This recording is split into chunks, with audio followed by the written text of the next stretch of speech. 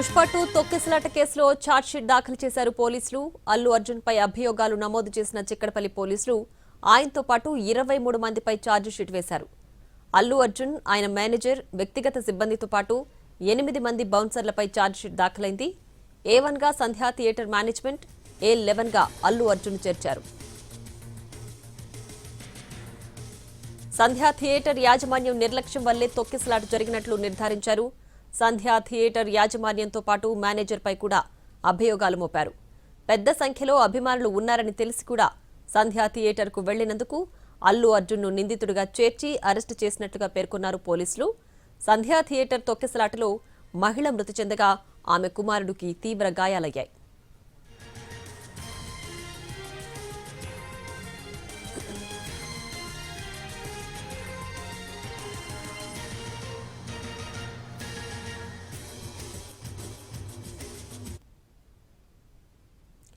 పుష్ప 2 తొక్కిసలాట కేసులో ఛార్జ్షీట్ దాఖలు చేశారు పోలీసులు. దీనికి సంబంధించి పూర్తి డీటెయిల్స్ మా crime input editor Ramesh Vaitla అందించడానికి సిద్ధంగా ఉన్నారు. రమేష్, అయితే అల్లు అర్జున్ నటించిన పుష్ప 2 సినిమా సంబంధించి సంధ్యా థియేటర్ జరిగిన తొక్కిసలాట సంబంధించి అటు పోలీసులు ఛార్జ్షీట్ దాఖలు చేశారు. అయితే దీనికి సంబంధించి మొత్తంగా 23 మందిపై అభియోగాలు నమోదు చేస్తూ చిక్కడపల్లి పోలీసులు ఛార్జ్షీట్ ను కోర్టులో దాఖలు చేశారు. దీంట్లో ముఖ్యంగా చూసినట్లయితే అల్లు అర్జున్ ని A11 గా పెట్టడం జరిగింది. అదే మాదిరిగా సంధ్యా థియేటర్ యజమానికి సంబంధించి మొత్తంగా అందులో 6 పార్ట్నర్లు ఉంటే 1-2 అంటే 1 నుంచి 6 వరకు కూడా సంధ్యా థియేటర్ యజమాన్యం సంబంధించిన వాళ్ళ యజమానుల పైన పెట్టడం జరిగింది. ఆ తర్వాత సంధ్యా థియేటర్ మేనేజర్ పైన పెట్టడం జరిగింది.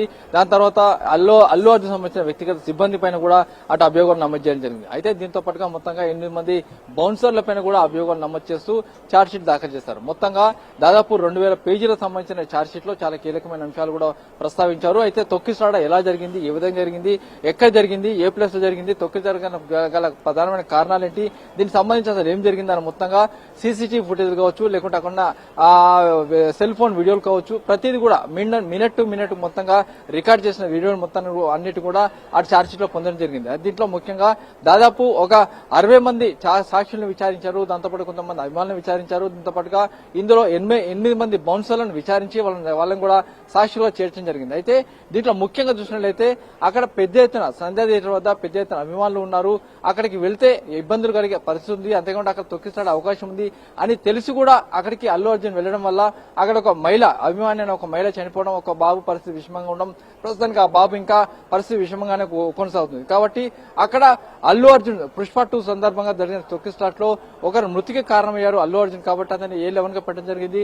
అతన్ని దీనిలో పూర్తిగా అబిడిపెంట్ చేస్తూ మొత్తంగా 11 నిందితులుగా పెట్టడం జరిగింది. దాంట్లో అల్లు అర్జున్ ఇప్పటికే అరెస్ట్ చేశాం.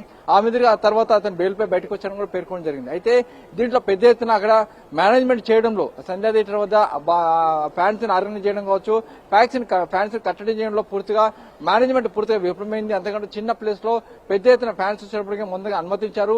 కానీ నేపథ్యంలోనే అక్కడ పెద్ద మొత్తంలో తొక్కిసలాట జరిగిందని చెప్పి కూడా అటు ఛార్జ్షీట్ లో పేర్కొనడం జరిగింది. ఏదేమైనప్పుడు కూడా పుష్ప 2 సినిమా సంబంధించి అల్లు అర్జున్ పైన అభియోగాలు నమోదు చేస్తూ చిక్కడపల్లి పోలీసులు ఛార్జ్షీట్ దాఖలు చేశారు. దీనిపై ఫర్దర్ గా అటు అల్లు అర్జున్ తో పాటు మిగతా వారు కూడా నోటీసులు జారీ చేసే అవకాశం కనబడుతుంది. Right Ramesh, thanks for the updates.